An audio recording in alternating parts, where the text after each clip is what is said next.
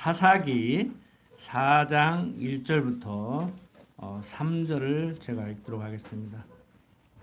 에훗이 죽은 후에 이스라엘 자손이 또 여호와의 목전에 악을 행하매 여호와께서 하솔에 도읍한 가나안 왕 야빈의 손에 그들을 파셨는데 그 군대 장관은 이방 하루셋에 거하는 시스라요. 야빈 왕은 철병거 900승이 있어서 20년 동안 이스라엘 자손을 심히 학대한 고로 이스라엘 자손이 여호와께 부르짖었더라. 자, 오늘 4장 5장 내용을 통해서 드보라 시대의 이스라엘 백성들을 하나님께서 시험하시는 내용을 살펴보고자 합니다. 예, 이스라엘 자손은 에훗이 죽은 후에 또 여호와의 목전에 악을 행하게 됩니다. 그래서 여호와께서는 악을 행한 이스라엘 자손을 가나안 왕 야빈에게 파셔서 가나안 왕 야빈이 이스라엘 자손을 학대하게 됩니다. 뭐 당연히 또 말을 안 들은 건 안 들은 것이고 때리니까 아이고 죽겠다고 아우성을 치겠죠. 그러니까 또 돌보시는 하나님. 그러니까 오늘 사는 육신을 가진 우리 부모와 자녀들과의 관계도 똑같잖아요. 자녀가 말 안 들으면 또 회초리를 대고 회초리를 대니까 죽겠다고 아우성을 치면은 또 그러니까 말 잘 듣지 왜 안 들었느냐 아프지. 그리고 또 종아리 쓰다듬어주고 또 품어주고 그러면 부모 품에 안겨서 이제 말 잘 들을게요. 그러고 그래서 언젠가 말씀을 드렸잖아요. 그 유교 교육을 받은 어르신들이 하는 말이 처음에는 아프니까 울고 속상해서 한 3대만 맞아도 되겠는데 10대 때리니까 억울해서 그러다가 철이 들고 나면 우리 아버지 회초리를 드는 그 손에 힘이 빠진 것을 알고 이제 운다고 그런 말씀을 드렸는데 어떻든 간에 맞을 짓을 했느냐 안 했느냐 때렸느냐 안 때렸느냐를 떠나서 인간들의 모습이에요. 성경에서 보고 있는 것 같이 항상 말 안 들어. 그래서 여기 성경에 또 얘기하잖아요. 에훗이 죽은 후에 이스라엘 자손이 또 그러니까 우리 자녀들을 향해서 그러잖아요. 또 그런다. 또 그런데 평생 해야 될 말이죠. 부부간에도 그렇고 또 그런다. 그러니까 인간은 이렇게 생겨 먹었어요. 그렇다고 해서 참 이게 말이 조심스러운데 그렇게 살아도 된다 뭐 이런 얘기가 아닙니다. 인간이 그렇게 어리석다는 얘기예요. 그래서 인본주의 교육자들은 저도 그렇게 자녀를 교육했지만 맞고 자랄래 안 맞고 자랄래 그렇게 얘기를 하는데 요즘 인본주의 학자들은 자녀 때리지 마라. 때린다고 해서 말 듣는 건 아니다. 그건 학대다. 알아요. 뭔가 봤다고. 그런데 뭐 안 맞고 말 듣습니까? 그러니까 말로 해도 안 듣고 때려도 안 듣고 육신의 장막 벗기 전에는 말을 안 듣죠. 그러니까 우리는 말을 잘 들으라 듣지 말아라 이런 가르침보다는 우리 인간은 항상 그렇게 어리석다. 그런데 하나님은 우리를 사랑하신다. 봐라, 내가 너를 이렇게 회초리를 드는 것도 내가 너를 사랑하기 때문에 그런다. 그러니까 회초리를 지금 못 들게 하니까 들지 말아야 돼요. 뭐 괜히 어설프게 회초리 들었다가 잡혀가니까 아동학대로 자녀학대로 잡혀가니까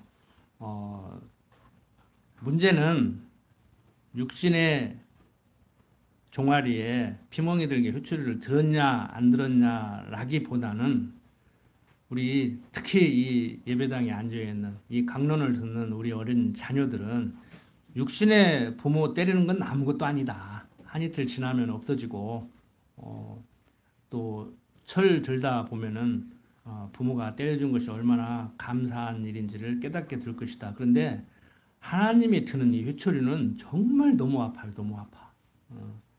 하나님도 물론 나중에 싸매셔 주십니다. 육신의 부모가 회초리를 들고 약을 발라주듯이 하나님도 발라주기는 발라줘요. 근데 너무 아파. 차라리 육신적인 부모한테 몇 대 맞고 하나님한테 안 맞고 말지 하나님이 때리는 건 너무 아프다고. 그러니까 이게 공갈치듯이 설교를 하는 거예요. 하나님이 가만 안 둔다. 그래서 때로는 어떤 사람들은 신학적으로 천국 보내려고 했다가도 말 안 들으면 지옥 보낸다. 이렇게까지 말을 해버린단 말이에요.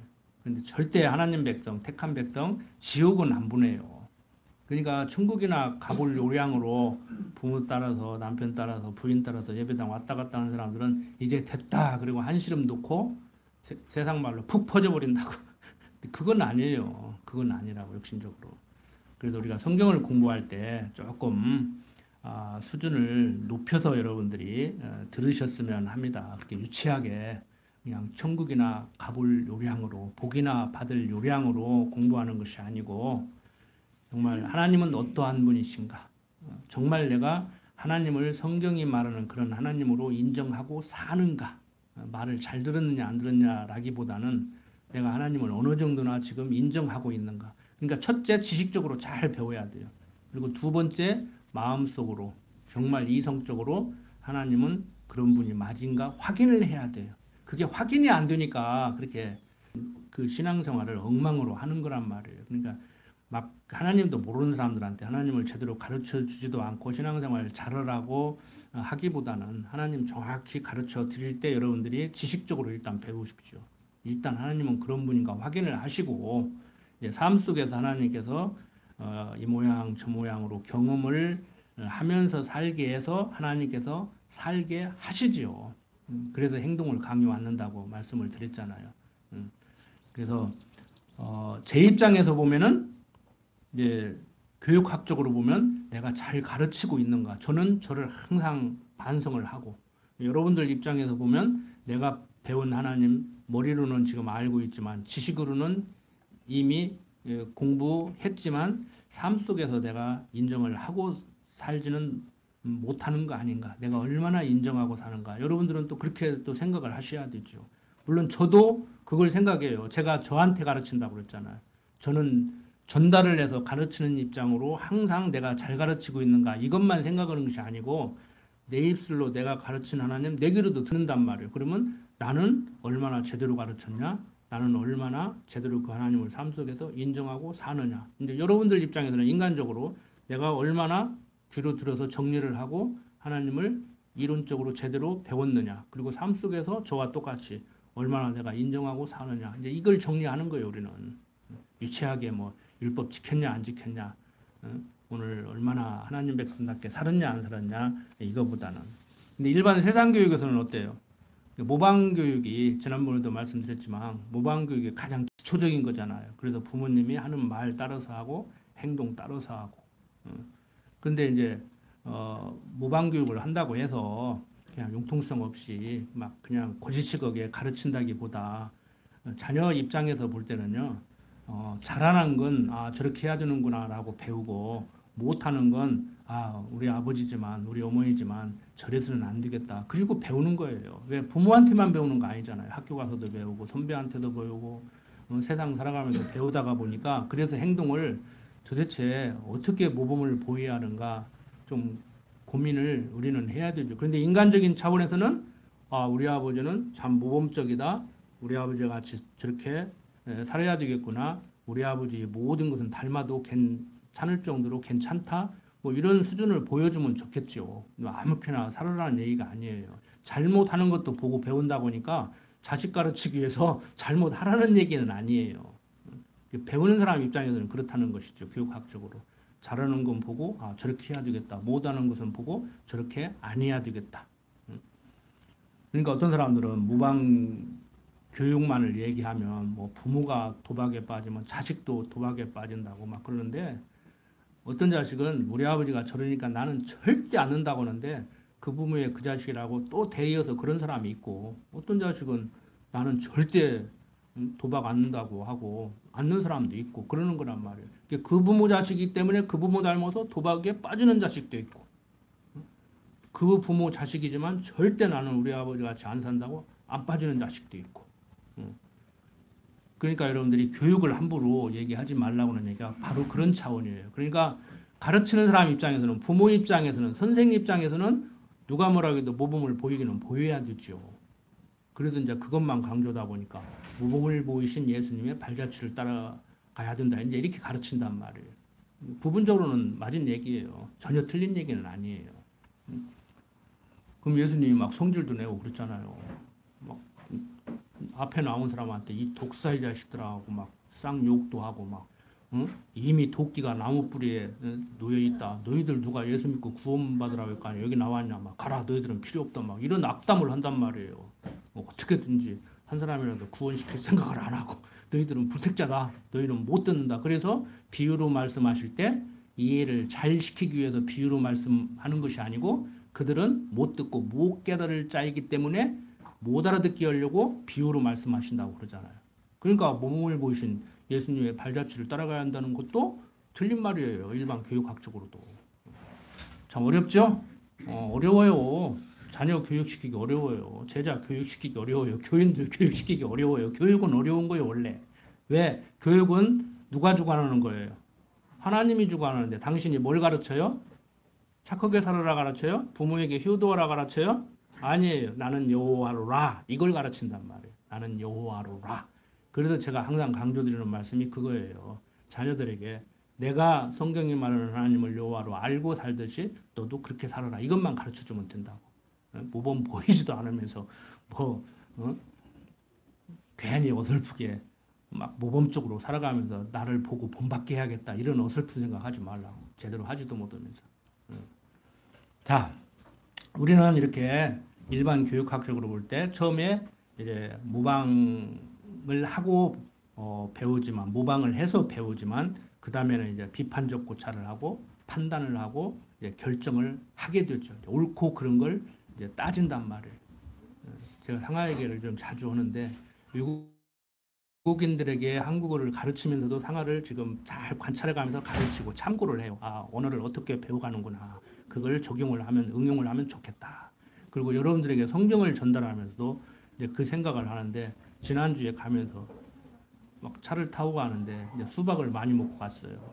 그래서 막 소변이 급하다고 차 안에서 그 임시 변기로 소변을 뉘었어. 근데 한 10분쯤 가니까 휴게실이 있어. 제가 화장실을 가려고 이제 갔더니 가깝네? 그러더니 좀 더 참을 걸 그러더라고. 얘가 판단력이 생기는 거예요. 일주일 전하고 또 달라. 근데 어제 오는데 또 달라. 어제 오는데 또 달라. 여러분들이 그렇게 커갔으면 얼마나 좋겠어요. 그러니까 비판적 고찰을 하는 거예요. 이제 고찰을 하는 거예요. 소변을 마려면 어떻게 해야 될까? 옛날에는 기저귀 쳤는데 기저귀 벗겼단 말이에요. 그래도 모르니까 고속도로 갓길에서 한 2번 이렇게 소변을 줬더니 위험하더라고. 경찰도 그런 짓 하지 말라고 하더라고. 그래서 임시변기를 갖고 다니는데 이렇게 휴게소가 빨리 나올 줄 알았으면 내가 더 참았다 이거야. 근데 사실 못 참어. 말이 그렇지. 그래서 우리가 성경을 읽을 때도 지금 그냥 읽지 마시고 이스라엘 백성들 어떻게 이럴 수가 있는가. 나 정도 되면 이 정도는 안 되겠다. 저도 그런 생각을 했었거든요. 이스라엘 백성들 정말 어리석기 그지없다. 이렇게 믿음이 없을 수가 있는가. 만나를 줘서 먹이고 메추라기를 줘서 먹이는 반석에서 물을 내서 먹인 그 이스라엘 백성들 이럴 수 있는가 그러는데 이럴 수 있어요. 이럴 수 있다고. 더군다나 지금 이스라엘 백성들은 애굽에서 종살이 경험도 없고 가나안 40년 경험도 별로 없는 신세대들이란 말이에요. 신세대들. 그래서 우리가 이게 또 여호와의 목전에 악을 행하였다고 그러는데 이게 인간의 모습이다.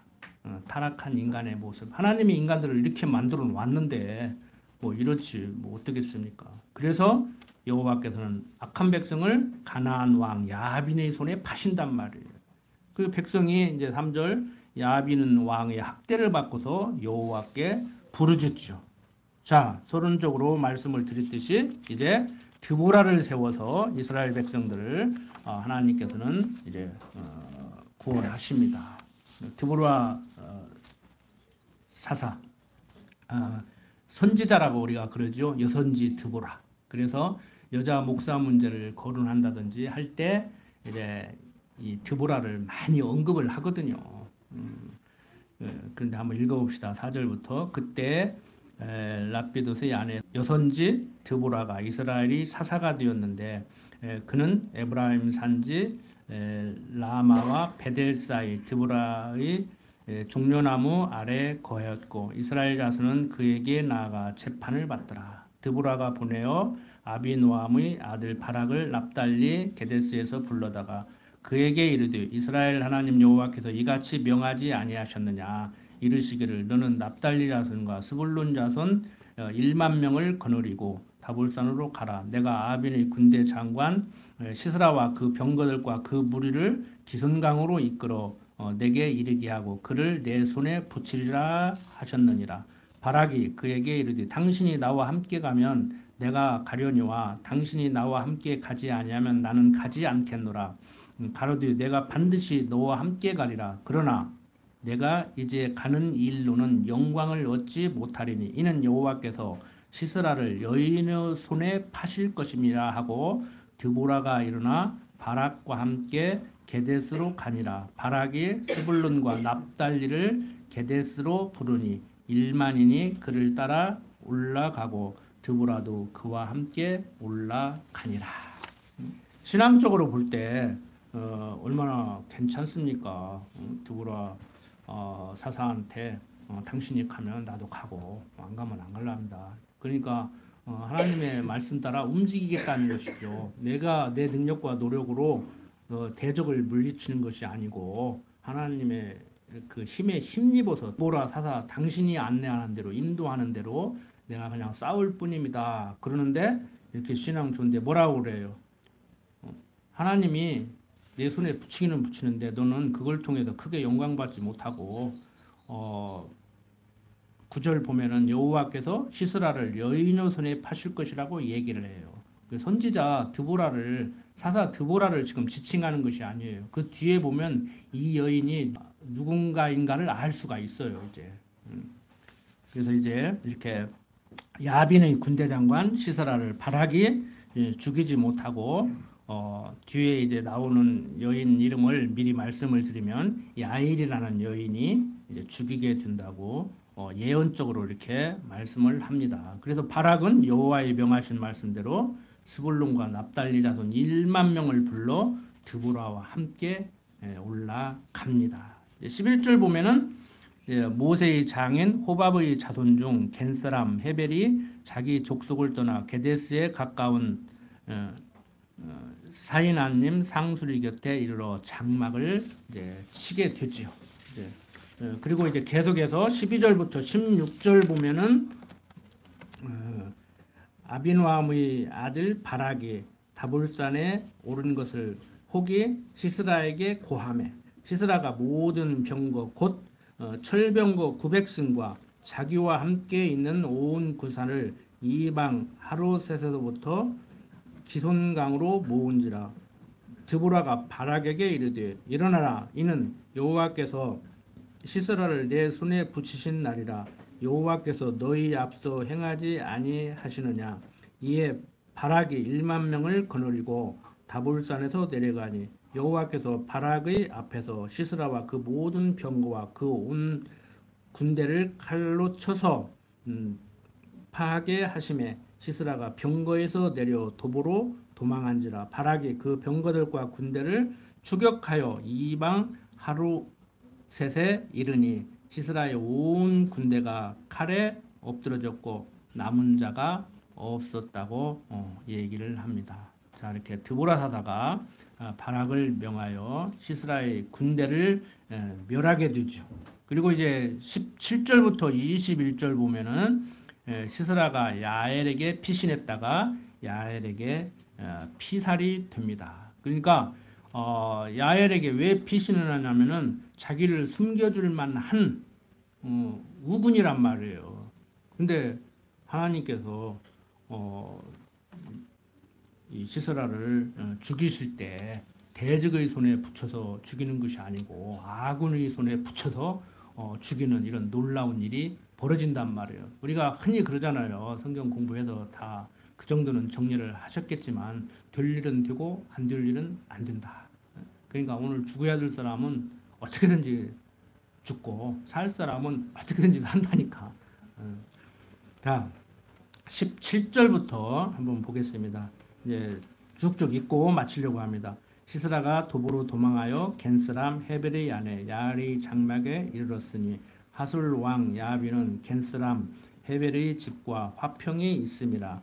야엘이 나가 시스라를 영접하며 그에게 말하되 나의 주여 들어오소서. 내게로 들어오시고 두려워하지 마소서 하며 그 장막에 들어가니 야엘이 이불로 덮으니라. 시스라가 그에게 말하되 청하노니 내게 물을 조금 마시오라. 내가 목이 마르다 하며 젖 부대를 열어 그에게 마시우고 그를 덮으니 그가 또 가로되 장막문에 섰다가 만일 사람이 와서 내게 묻기를 여기 어떤 사람이 있느냐 하거든 너는 없다 하라고. 그가 곤비하여 깊이 잠든지라.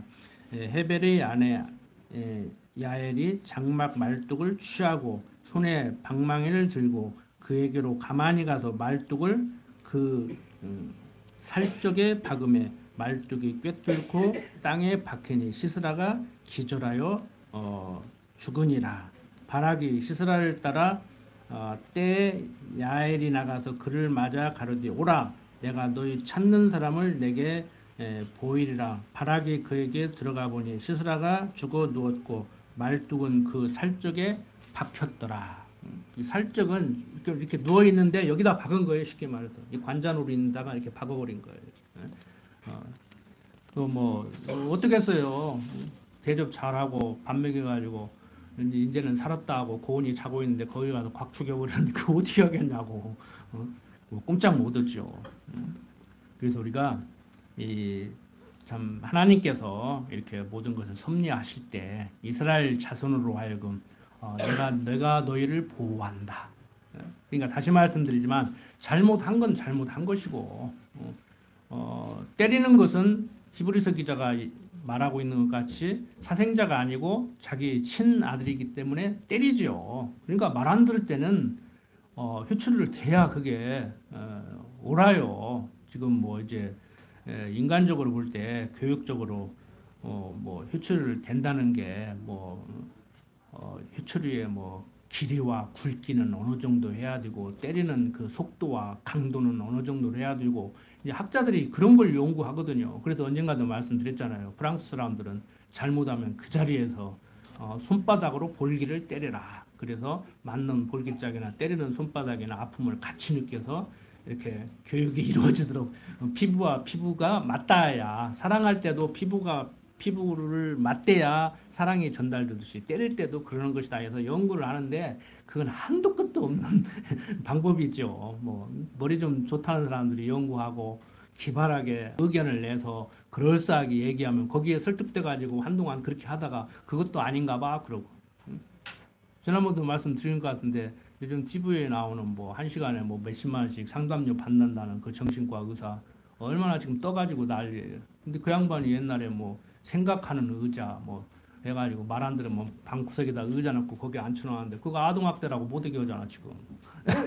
그게 정신과적으로 의학적으로 교육학적으로 옳으냐 그러냐를 떠나서 그 뭐 어설픈 국회의원들이 앉아가지고 법 만들고 어설픈 학자들이 모여가지고 그런 거 의견 내놓고 하니까 국회의원들은 뭐가 뭔지도 모르고 뭐 웃기잖아요 지금. 뭐 스마트폰 카톡 문자도 제대로 못 보내던 국회의원들이 지금은 잘 보내겠지만 단통법 만들어가지고 이제 없애버린다고 그러고 이상야릇한 법 만들어가지고 또 없앤다고 그러고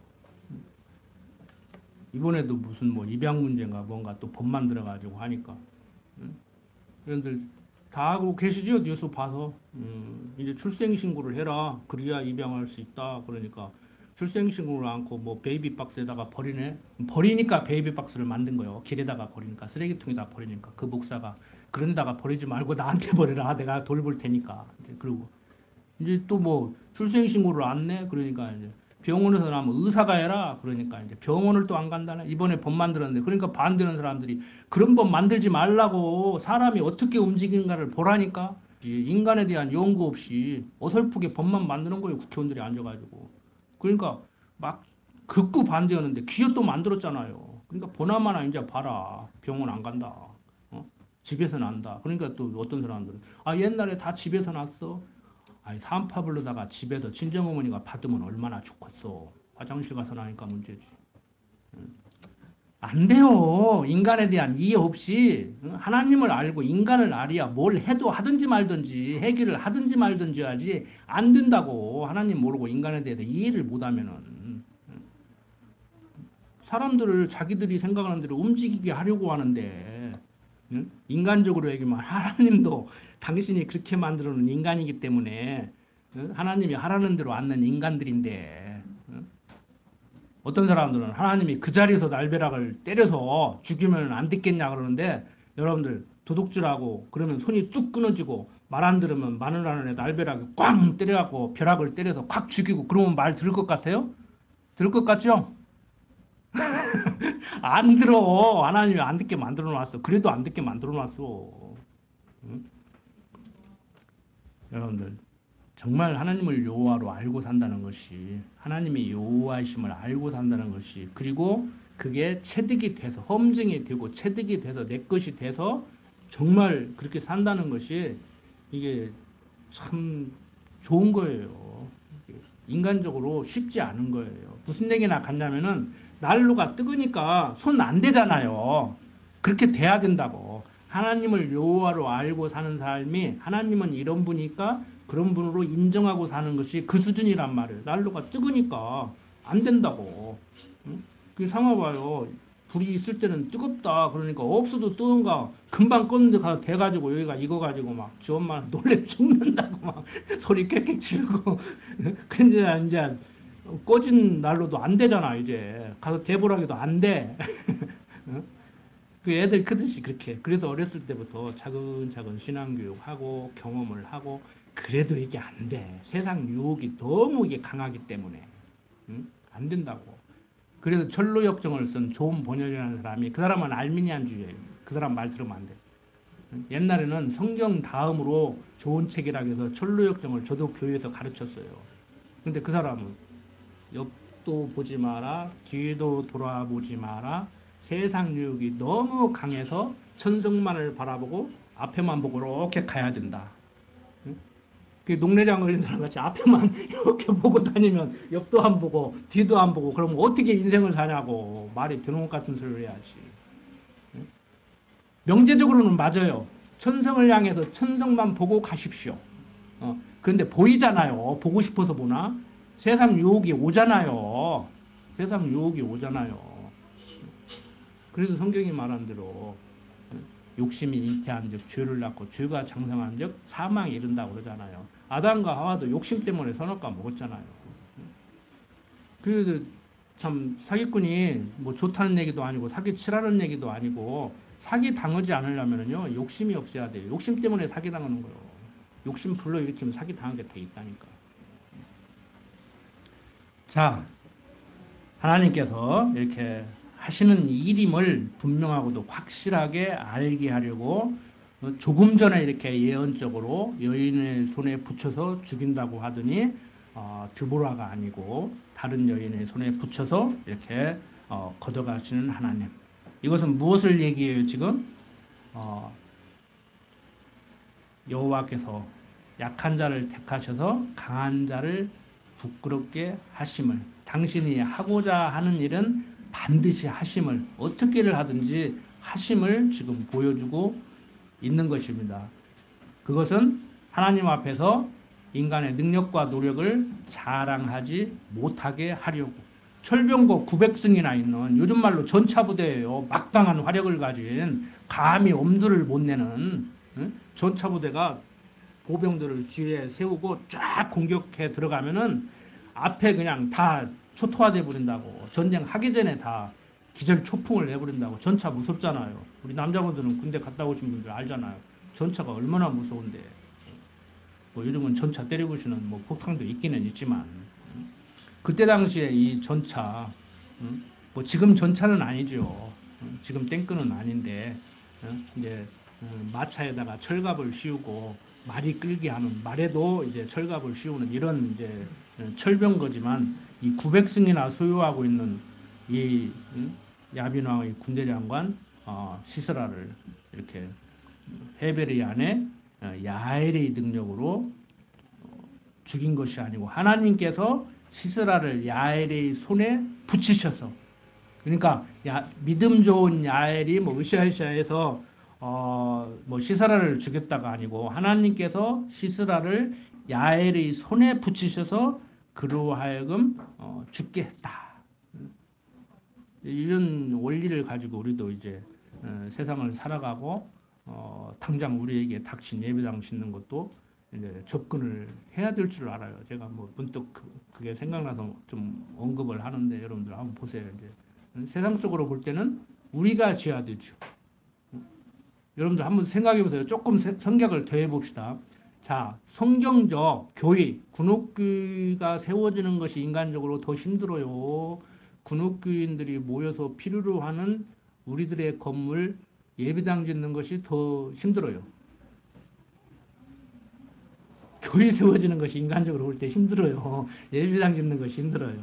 여러분들이 목회를 한다고 하면 목회자 입장에도, 개척교회 목회자 입장에도 우리 박목사님이 이제 개척한 군옥교회지만 군옥교회 세워지는 것이 힘들겠어요? 예배당 짓는 것이 힘들겠어요? 신학적으로 볼 때 교회 세워지는 것이 훨씬 힘들어요. 그리고 교회 세워지는 것은 개척교회 목사의 능력과 노력으로 드는 것이 아니고 하나님께서 택한 백성, 개척교회 목사 입술을 통해서 복음을 전해서 여러분들이 모여들었잖아요. 뭐 목사님 많으면 뭐 어떻게 한다고 해서 모였습니까? 말씀을 전하다 보니까 소문이 나고 하나하나 하다가 보니까 모였잖아요. 근데 개척교회 목사 입장에서 보면 어떤 목사님이 그러더라고. 교회 개척하는 것이 제일 힘든 것이 예배당 짓는 것이라고. 그 웃기는 거 아니에요? 무슨 얘기나 똑같냐면은 결혼해서 애 낳고 가정을 이뤄서 사는 것이 내가 살 아파트 하나 장만하는 것보다 쉬워요, 어려워요? 아파트 사는 건 돈만 있으면 사. 근데 사람 만나서 애 낳고 살면은 이 모양 저 모양으로 따져보고 따져서 골라도 또 아닌가 봐 하고 바꿀 수도 있고 이게 복잡하다고. 그러니까 우리는 이제 고민을 하죠. 이거 우리가 지을 수 있겠어? 이거 유지할 수 있겠어? 이거 1년 관리비, 경상비도 모자라는데 이게 할 수 있겠어? 지금도 유지하기 힘든데 새로 질 수 있겠어? 뭐 그런 거 생각해 보시면 이제 그럼 누가 지어야 돼? 김장로가 지하는가? 박집사가 지하는가? 목사님이 지하는가? 인간적으로 생각하면 누가 지하는 것도 아니고 우리 모두가 십시일반 돈을 모아서 지어야 되죠. 근데 우리는 능력이 없네? 그러면은 하나님이 필요로 하는데 너희들은 능력이 없어 못 지켰냐? 아, 내 집은 내가 짓는다. 그래서 지나가는 객을 통해서 예배당 하나 뚝 지어줄 수도 있다니까. 그거 믿어요? 좀 믿기가 거시기 하지. 그렇게 안 배워가지고. 그게 가능할 수도 있다니까. 그렇게 하자는 얘기가 아니오. 그러니까 우리끼리는 네가 져라 내가 져라 네가 진다고 하느냐 이러지 말고 우리는 각자가 내가 진다 이런 생각을 가져야 되고. 근데 하나님의 생각은 네가 짓는 것이 아니오. 너희들은 지금 박집사가 진다겠어. 왜 진다고 하더니 안 줘? 내가 지어야지. 그러면 인간적으로는 아 너희들이 지어야지. 그렇게 이러는데 하나님은 그것도 아니라니까. 내가 진다. 내 집 내가 진다.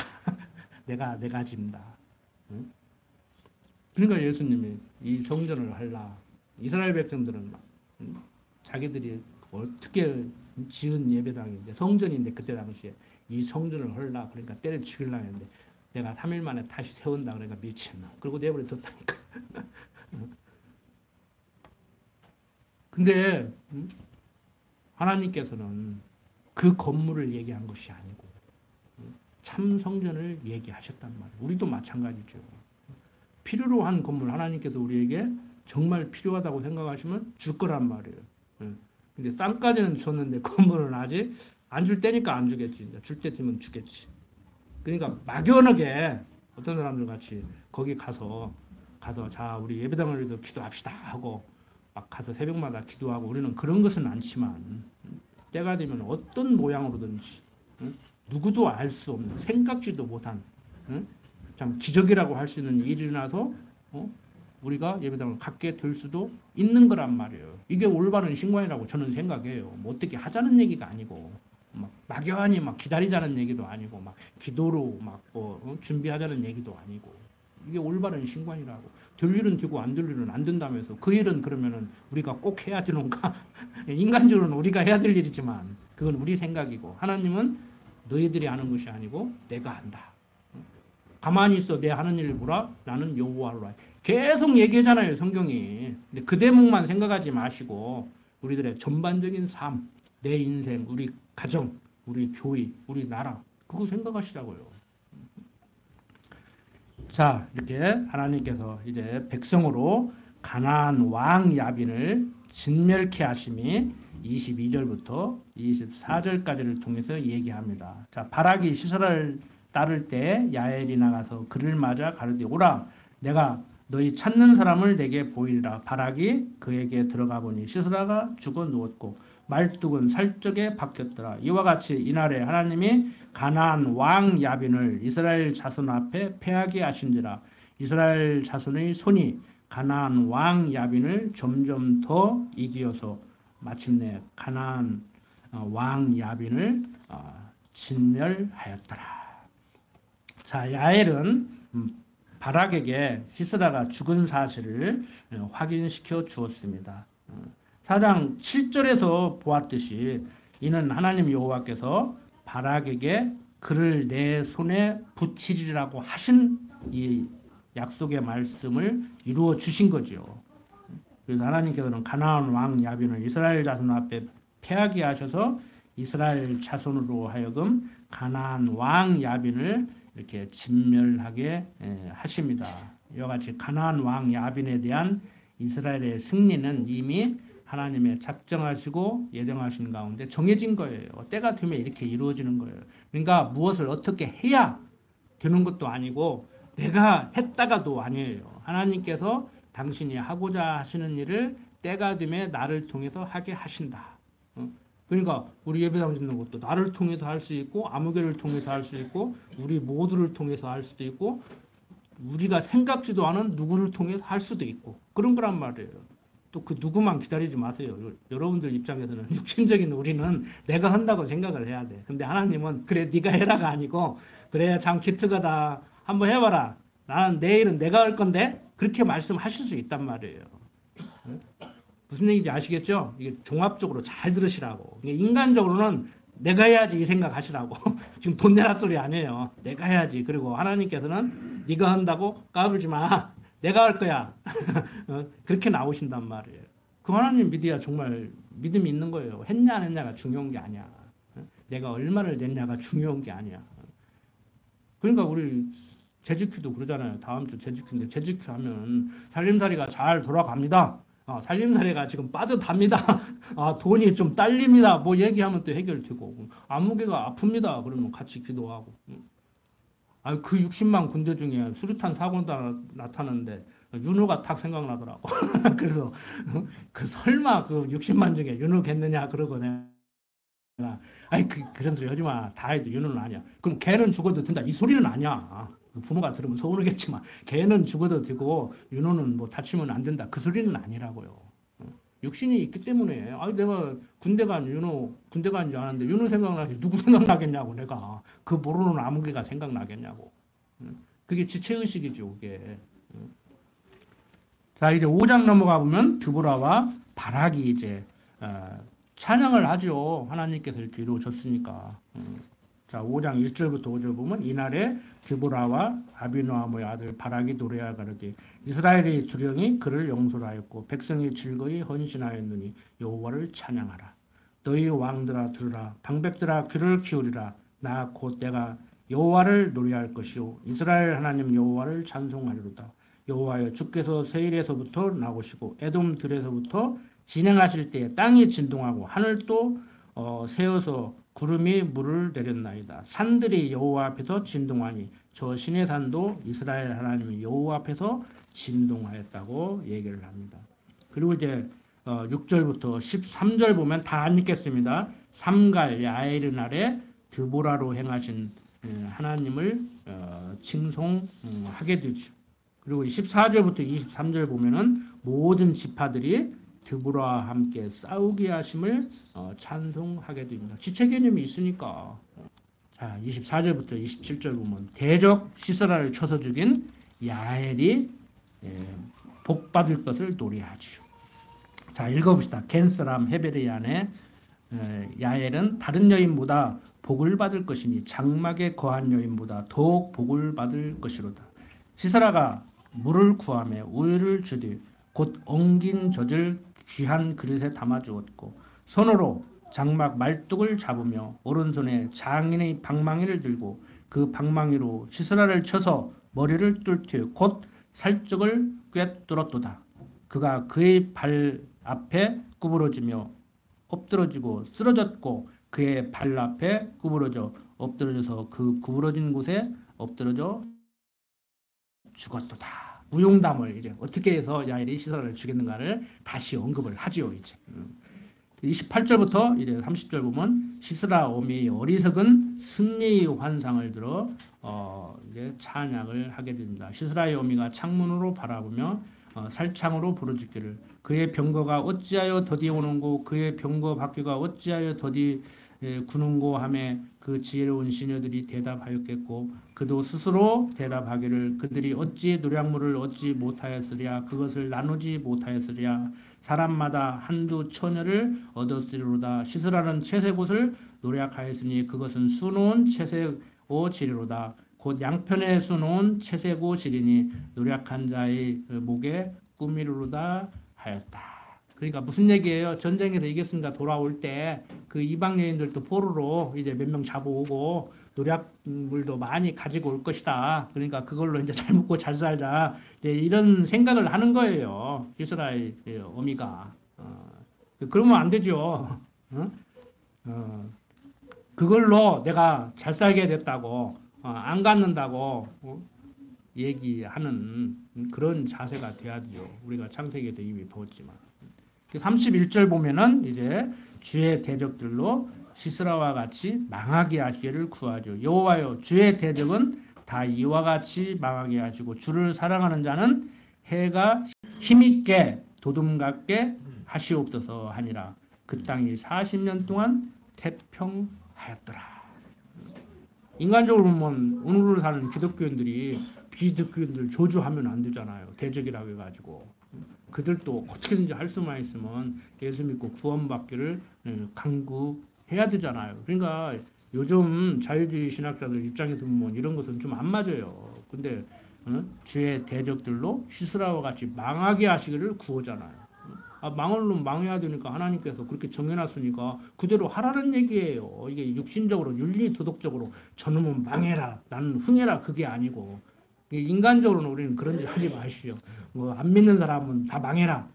우리 교인 아닌 사람은 망해라가 아니고 육신적으로는 그냥 다 같이 됐으면 좋겠다. 그러지만 하나님은 까불고 있네. 그건 네 생각이고 내 생각은 다르다니까 이렇게 말씀하신다고. 그러니까 말 좋게 하고 하나님이 알아서 하시기 놔둬야지. 하나님은 그렇게 생각 안 하시는데 내가 막 뭐 살리려고 그러고 내가 죽이려고 그러고 막 그럴 필요 없잖아요. 죽을 사람은 죽고 살 사람은 사는데 내가 뭐 죽어라 살아라 할 필요가 뭐 있어. 또 헷갈려요?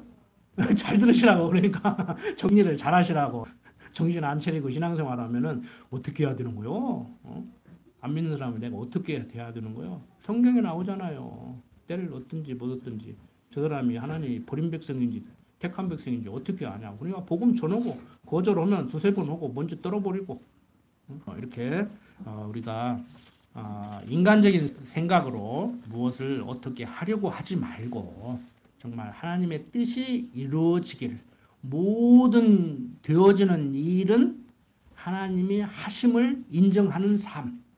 그러니까 과거의 역사도 우리가 일반적으로 얘기하면 과거를 역사라고 하니까 과거의 역사도 하나님이 섭리하셨고 지금 현재의 삶도 하나님이 섭리하시고 미래의 삶도 하나님이 섭리하실 거라는 이 확신만 있으면 어떻게 되는 거예요? 과거에 대한 후회가 없고 미래에 대한 염려가 없고 현재에 대한 만족이 있죠. 그래서 생각날 때마다 말씀드리지만 이유 불문고 지금 행복하지 못하는 사람 나는 이래서 행복하지 못한다. 이것만 해결되면 행복할 수 있겠다. 자기가 자기한테 속는 거예요. 이거 이유 불문고 하나님을 여호와로 아는 지식으로 말미암아서 지금 마음이 편안하고 행복하지 못한 사람은 반드시 과거를 후회하고 누구를 원망하게 돼 있어요. 그리고 미래를 염려하게 돼 있어요. 과거는 후회하지 않는데 미래는 염려한다. 현재는 만족하지 못한데 미래에 대한 염려가 없다. 과거에 대한 후회가 없다. 누구에 대한 원망이 없다. 이거 거짓말이야. 딱 일치되는 거예요. 일관성 있게 지금 행복한 사람이 과거에 대한 후회와 누구에 대한 원망도 없고 미래에 대한 불안과 초조와 염려도 없는 거예요. 어떻게 하면 행복할 수 있어요? 웃으면 복이 와요? 그냥 스스로 행복하다가 보면 행복해요? 여호와를 아는 지식으로 무장하고 삶 속에서 그분으로 인정하고 모든 세상사는 그분이 섭리하신다. 감사하기도 나를 선한 도구로 섭리하신다. 때에 따라서 나를 좀 경제적으로 어렵게도 했다가 건져냈다가 질병도 주었다가 건져냈다가 이렇게 섭리를 하신다. 이게 정확히 해석이 되면 좀 몸이 불편하더라도 힘들어도 밤잠을 못 자고 진통제가 없으면 못 견디더라도 불행은 않단 말이에요. 인정해야죠. 그걸 사탕발림으로 막 어떻게 해가지고 막 기도하면 낫는다는 식으로 막 어영부영 하면서 그냥 얼르려고 하니까 그게 문제가 아닌데 냉정한 여러분들 서운하게 들릴망정 목사가 어떻게 설교 시간에 가뜩이나 괴로운데 가슴에 빗을 박는 소리를 하냐 이게 아니에요. 하나님을 여호와로 알면 해결된다는 얘기예요. 하나님을 여호와로 알고 살라는 얘기예요. 여러분들 육신의 질병 저부터도 좀 나았으면 좋겠고 건강했으면 좋겠고 좋은 의사 만나서 치료 잘 받고 생명 연장 됐으면 좋겠지요. 이왕 사는 날 동안 건강하고 좀 풍요롭게 살면 좋겠지요. 그건 우리들의 희망사항이고 하나님이 섭리하심을 나보기에는 안 좋은데 내가 나를 봐도 마음에 안 드는데 하나님 보시기에는 당신이 좋게 하신다는데 납득은 안 되지. 인정하기 싫지요. 그게 인정이 됩니까? 실제로 인정돼요? 그거 쉽게 아멘 할 일이 아니요. 이때는 아멘 어설프게 하지 마시오. 그게 인정이 되냐고. 앞으로 밤잠을 못 자고 그러는데. 그런데도 하나님 보시기에는 당신이 너 지금 내가 보기에 너 좋게 해놓은 거야. 그 얘기하는데 그게 납득이 되냐고 그게. 그래서 생각 좀 하자는 거예요. 그게 납득이 되면 될수록 많이 되면 많이 들수록 여러분들이 편안해 하시죠. 어떤 사람들이 그래요. 네가 덜 아파봐서 그러는데 아니요. 아플 때는 여러분들 아실 거예요. 발목에 철사가 먹어서 막대기 끼워서 돌리는 것까지 아프다니까. 차라리 그냥 데려갔으면 좋겠다니까. 내가 하나님 아는 사람으로서 스스로 내 목숨 어떻게 할 수는 없고 진짜 데려갔으면 좋겠다는 생각을 할 때가 한두 번이 아니에요. 그래도 불행은 않다니까. 여러분들 하나님 여호와로 알고 살아야 됩니다. 기도합시다. 아버지 하나님, 되어져가는 모든 일들 하나님이 당신 보시기에 섭리한다는데 우리 육신적인 우리는 정말 하나님까지라도 인정하기 싫을 때가 한두 번이 아닙니다. 아버지 하나님, 그러한 우리를 말씀으로 양육하시고 우리 눈과 귀를 열어서 당신을 여호와 하나님으로 알고 살게 하여 주시옵소서. 육신이 너무 연약합니다. 육신의 질병 때문에 시달리고 있습니다. 밤잠을 못 이룰 때도 있습니다. 경제적인 궁핍함 때문에 어려움을 겪기도 합니다. 그때마다 할 수만 있으면 육신적인 것도 해결해 주시고 우리 심령과 골수를 쪼개기까지 하는 하나님의 말씀이 우리를 역사하게 하셔서 우리를 평안한 대로 인도하게 하여 주시옵소서. 여호수아가 준 안식이 아니고 그리스도로 말미암은 참 안식을 누리며 살 수 있도록 하나님 강한 팔로 붙들고 인도하여 주시옵소서. 부족한 종 예수님 이름으로 기도드립니다. 아멘.